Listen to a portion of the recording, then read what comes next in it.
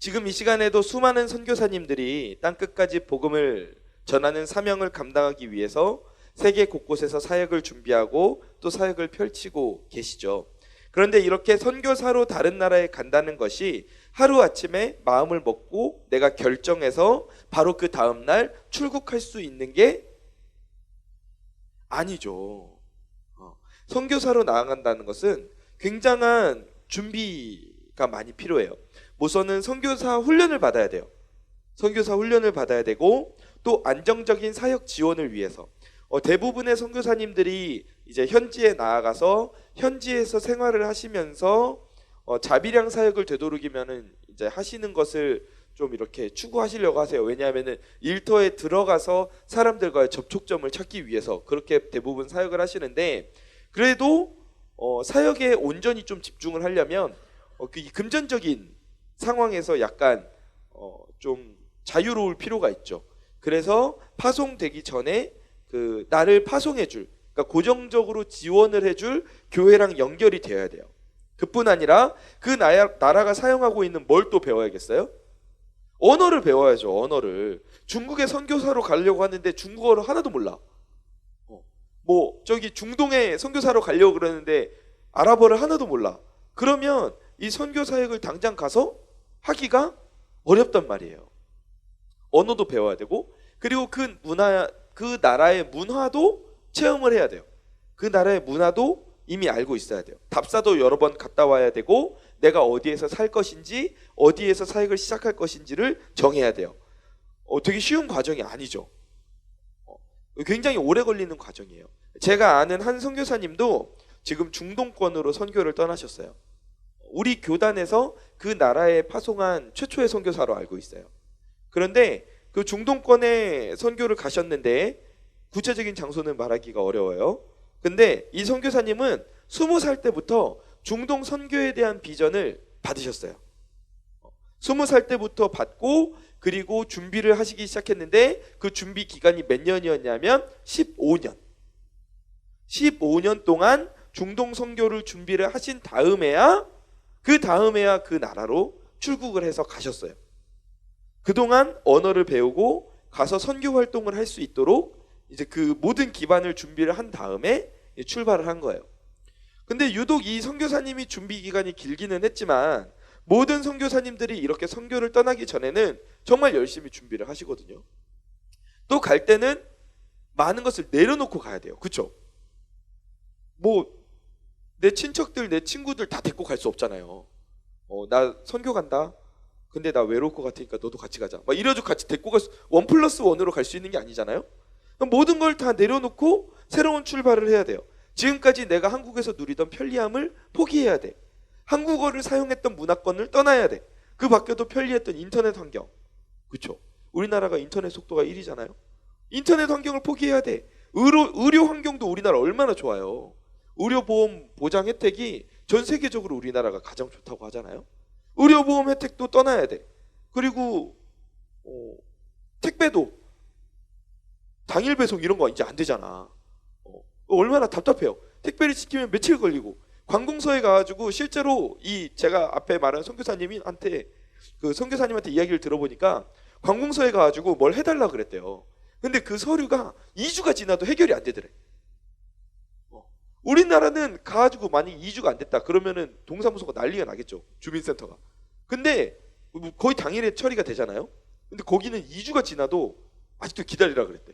천천히 아직 순서에 따라서 하고 있으니까 기다리라 그랬대요. 그러니까 우리나라의 이 익숙한 문화권을 떠나서 살아야 되고, 내가 알고 있던 사람들과도 헤어져야 되고. 그런데 이 모든 것을 다 감수하고도 선교사님들이 오늘도 준비 중이고 먼 땅으로 떠나고 있어요. 왜 그럴까요? 왜 가죠? 고생하는 걸 너무 좋아해서? 나는 고생이 너무 좋아. 조금 더 고생하고 싶어. 날 더 고생시켜줘. 약간 이런 분들이라서 다 선교사님들이 가는 걸까요? 왜 그럴까요? 나의 만족을 위해서라면 그 선교사님들이 갈까요? 아니죠. 나의 편의를 위해서라면 우리나라에 남아있는 게 가장 좋아요. 근데 나의 만족을 위해서가 아니라 하나님의 뜻에 따르는 인생을 살기 위해서 그 선교사님들은 오늘도 준비를 하고 그리고 순종하는 마음으로 가라고 하는 그곳으로 하나님의 말씀을 따라서 오늘도 가고 계신 거예요.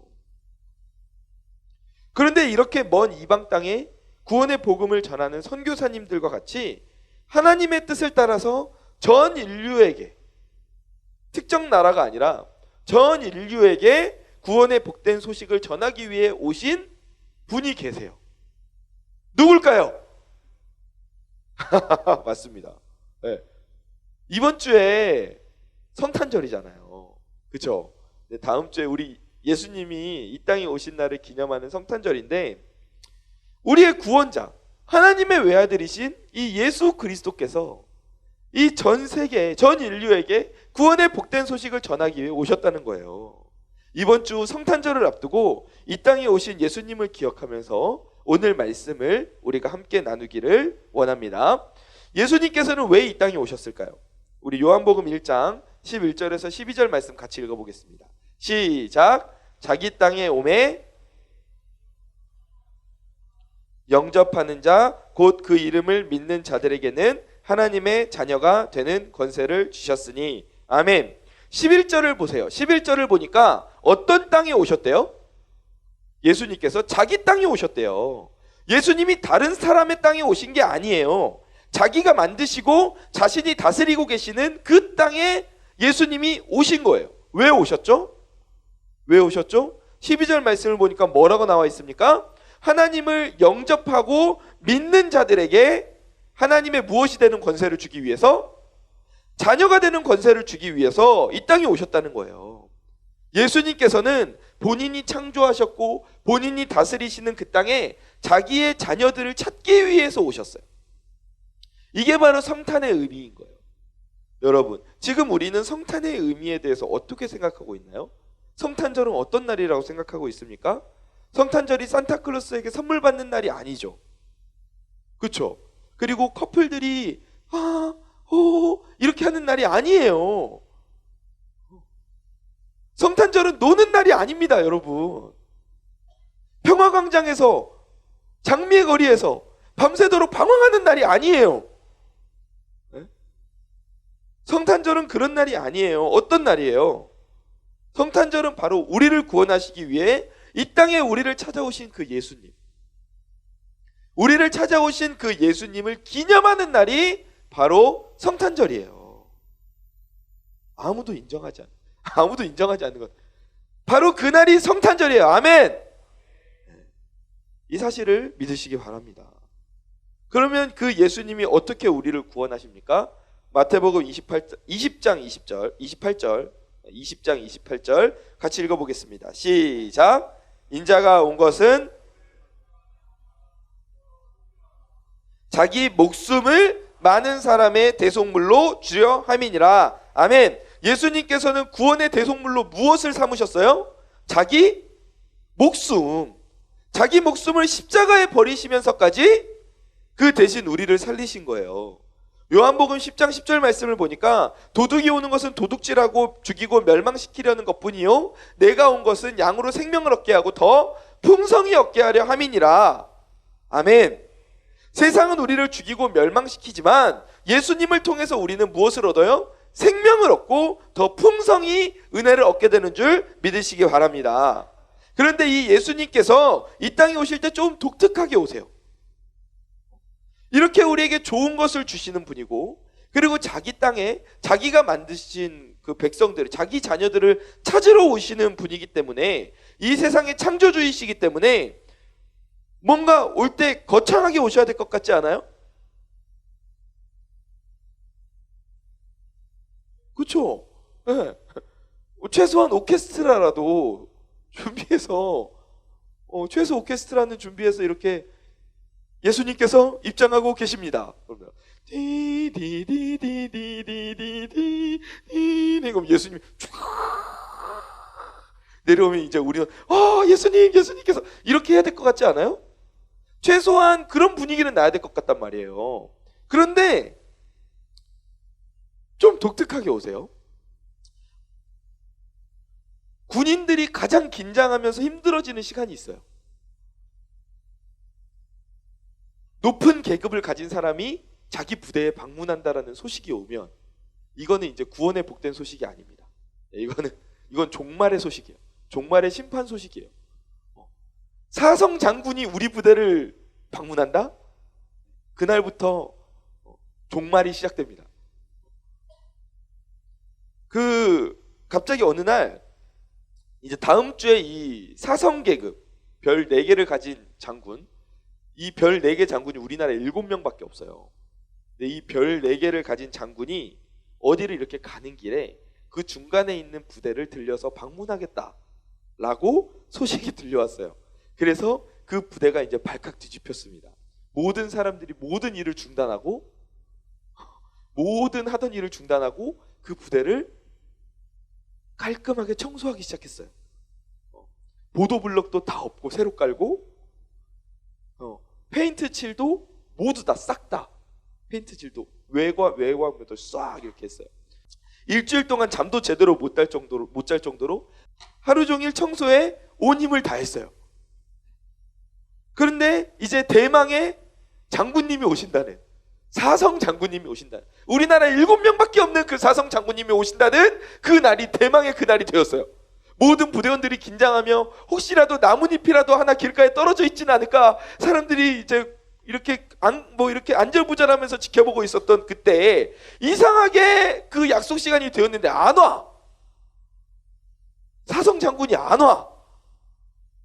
좀 늦어지시나 보다 이렇게 생각하고 기다리고 있었어. 근데 안 와. 자동차가 안 와. 그때 하늘 위로 헬기 한 대가 하면서 부대 위를 날아서 하고 저 멀리 하고 날아가는 거야.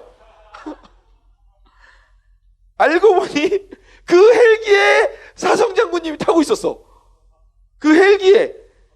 원래는 자동차를 타고 가면서, 알고 보니까 자동차를 타고 가면서 부대에 방문할 예정이었는데 앞선 회의가 늦어지니까 갑자기 일정이 바뀐 거야. 그래가지고 자동차로 가면은 시간이 부족하다 그래서 헬기를 타고 툭툭툭툭 하면서 급하게 부대 위를 날아간 거야. 일주일 내내 보도블럭을 갈아엎고 청소하고 일주일 내내 그 페인트 칠을 하면서 모든 창고를 다 들어 엎어가지고 어디를 갈지 모르니까, 어디를 방문할지 모르니까 그걸 다 갈아엎고 준비를 했는데 헬기가 15초 만에 이제 다 끝났어. 모든 상황이 종료가 됐어. 정말 허무한 순간이죠, 그렇죠? 정말 허무한 순간. 모든 그 부대인 사람들이 허무한 순간이었단 말이에요. 여러분, 근데 예수님은 어떤 분이에요? 사성장군, 예수님 딱 놓고 비교를 해봅시다. 누가 더 대단해요? 아니 너무 쉬운 문제 아니야? 어려워? 예수님이 더 대단해요? 사성장군이 더 대단해요?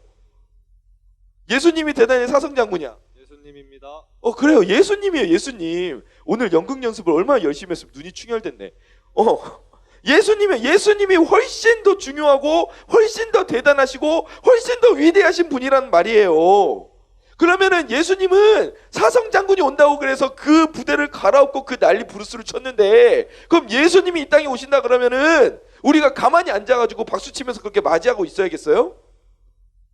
최소 천군 천사들이 돌면서 막 이런 노래 부르면서 막 이렇게 천사들이 푸석푸석 너무 새처럼 이렇게 날아다니지 않겠지만 하여간 천사들이 막 이렇게 하면서 막 예수님 막 날아, 이런 부분을 우리가 생각을 하게 된단 말이에요.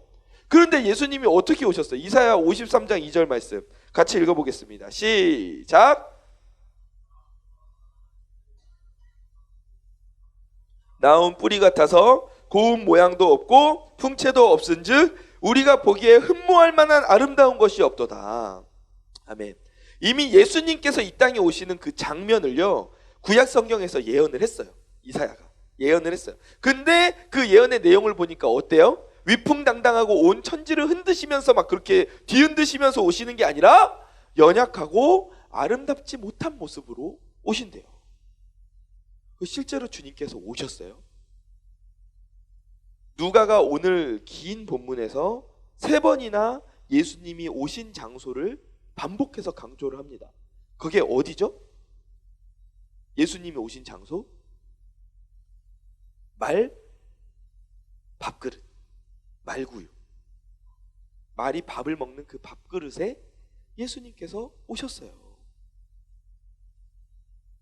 예수님은 구약 성경에서 약속하셨던 대로 왕의 집안, 학자의 집안, 제사장의 집안, 그런 집안에서 태어나지 않으셨어요. 아주 가난한 집안에서 태어나셨어요. 여러분 참 이상하지 않아요? 이상하죠. 보통 위대한 위인들의 탄생 설화를 보면 어때요? 어떻게든 미사여구를 붙이죠. 화려하게 꾸미려고 그래요. 알에서 태어났다든지, 그죠? 마늘과 쑥을 먹고 사람이 된 곰의 자손이라든지, 하여간 뭔가 신격화하고 뭔가 평민들과 어떻게든 차별화를 두려고 하는 그런 점들이 있어요. 그런데 예수님의 탄생은 그에 비해서 너무 평범해.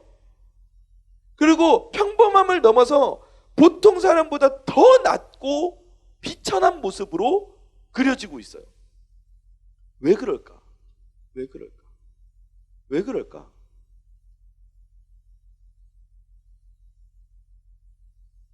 예수님께서 우리에게 보여주시고자 했던 마음이 세상의 우상이나 세상의 위인들과는 전혀 달랐기 때문에 그래요. 예수님의 마음이 어떤 마음일까? 세상의 우상이나 위인들은 뭐라고 말하죠? 나는 너희와 달라. 달라요.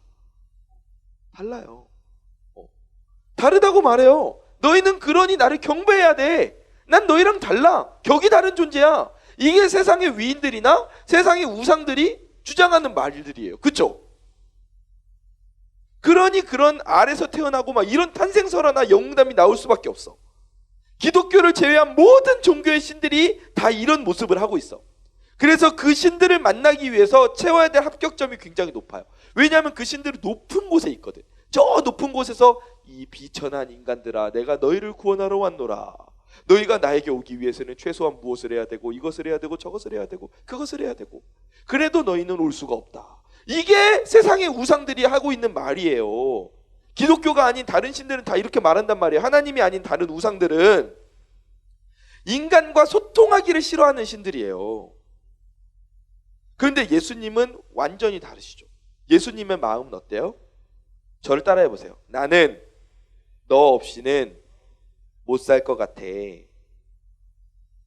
다시, 나는 너 없이는 못 살 것 같아. 이게 예수님의 마음이에요. 나는 너 없이는 못 살 것 같아. 네가 없는 세상은 나에게 의미가 없어. 이게 예수님의 마음이라니까요. 그래서 예수님은 유일하게 인간과 소통하기를 원하시는 신이에요. 인간과 소통하기를 원하시는 신. 그래서 하나님이 인간의 몸을 입고 이 땅에 오시잖아요. 그런데 만약에 이 땅에 오셨는데 그때 태어나시면서 왕가에서 태어났다. 예를 들어서 이집트 왕궁에서 태어났거나 아니면 로마 황실에서 태어났다라고 생각을 해봅시다.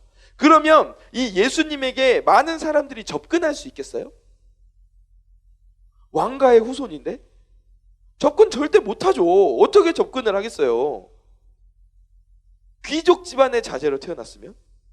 그것도 쉽지 않죠. 평민들이나 천민들이 어떻게 그 귀족 자제를 만나고 이야기를 듣고 접촉할 수 있겠어요? 신분 계급이 완전히 다른데.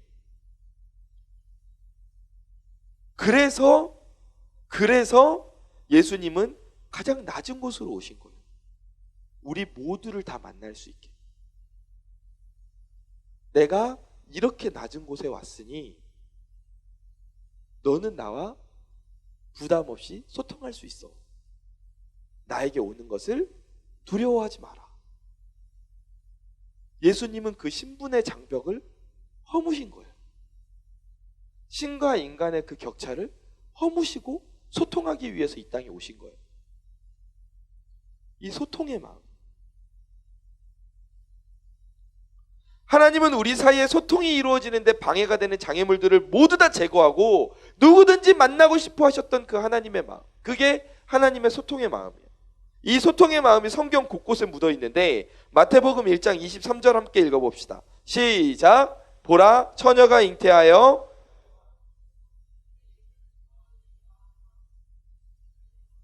하나님이 우리와 함께 계시다 함이라. 아멘. 이어서 요한복음 1장 14절입니다. 시작. 말씀이 육신이 되어 우리 가운데 거하심에 우리가 그의 영광을 보니 아버지의 독생자의 영광이요. 아멘. 예수님은 스스로 낮은 곳으로 오셔서 육신을 입으시고 우리와 소통하기를 원하셨어요. 그리고 더 나아가서 우리 안에 거하시며 우리 죄를 사하실 제물이 스스로 되셨다는 거죠. 소통.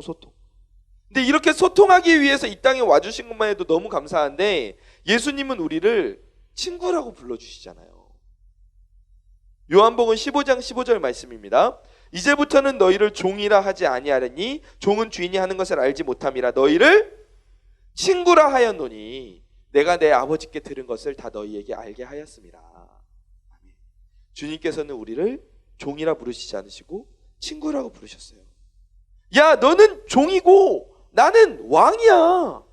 야, 너는 피조물이고 나는 창조주야. 이게 아니라 야, 너는 내 친구야. 내가 내 아버지께 들은 말씀을 너에게도 다 그대로 전해줄게. 여러분, 이 말씀 속에서도 하나님의 어떤 마음이 느껴지세요? 어떤 마음이 느껴지세요? 두 글자, 어떤 마음이 느껴지세요? 소통의 마음이 느껴지잖아요. 이런 하나님과 우리는 소통을 해야겠습니까? 하지 말아야겠습니까? 해야 되죠. 왜 소통해야 돼요? 예수님과 소통하는 시간이 많아지고 이 소통 지수가 높아질수록 우리는 삶의 풍성함을 누릴 수 있기 때문이에요. 소통 지수만큼 하나님 나라 지수가 함께 움직이기 때문에 하나님과 소통하면 우리 인생도 같이 하나님 나라를 누리는 지수가 높아지고 하나님과 소통이 떨어지면 우리도 하나님 나라를 누리는 지수가 떨어지기 때문에 그래서 우리는 하나님과 소통해야 되는 거예요. 그럼 우리 어떻게 소통을 하냐? 어떻게 소통을 해야 될까요?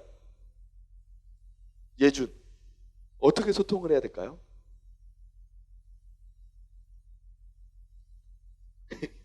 어떻게 뭐라고요? 기도. 바꿀 수 있는 기회를 줄게요. 어떻게 소통을 할까요? 모르겠어요? 네, 기도 맞아요. 여러분 보세요. 시그널이라는 드라마 본 적 있어요? 시그널, 그쵸? 시그널이라는 드라마 보면은 과거와 미래가 서로 연결되잖아요.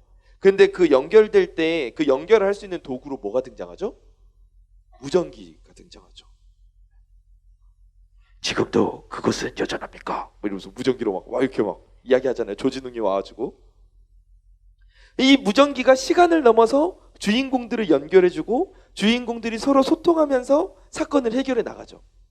이처럼 하나님과 우리를 이어주는 소통의 도구가 있어요. 이 무전기처럼 소통의 도구가 있는데 그게 뭐냐면 하나는 말씀이고 다른 하나가 우리 예준이가 말한 기도예요. 기도. 말씀과 기도. 따라해 봅시다. 말씀과 기도. 우리가 예배를 드리며 듣는 말씀을 통해 하나님의 음성을 계속 듣잖아요. 그리고 평소에도 성경 말씀을 즐겁게 읽잖아요. 기도의 자리로 나아가는 것을 계속해서 늘려가게 되잖아요. 그럼 예수님과 우리 사이의 소통이 계속해서 활발하게 일어나는 거예요. 하나님께서는 우리에게 성경 말씀을 주시면서 내가 너희에게 하고 싶은 말은 이 성경책에 다 들었어. 여기서 더할 것도 없고 뺄 것도 없어. 하나님께서 그렇게 말씀하셨잖아요. 그래서 그 말씀을 내가 사모하고 그 말씀을 듣고 기도의 자리로 계속해서 나아갈 때 예수님과 우리 사이에 소통이 일어나는 거예요. 내 삶에서 예수님이 보이게 되고 예수님의 지혜가 나타나게 될 것이고 예수님의 살아계심과 예수님의 일하심이 내 인생 가운데에서 나타나게 될 것이라는 거죠. 무엇을 통해서? 기도와 말씀을 통해서.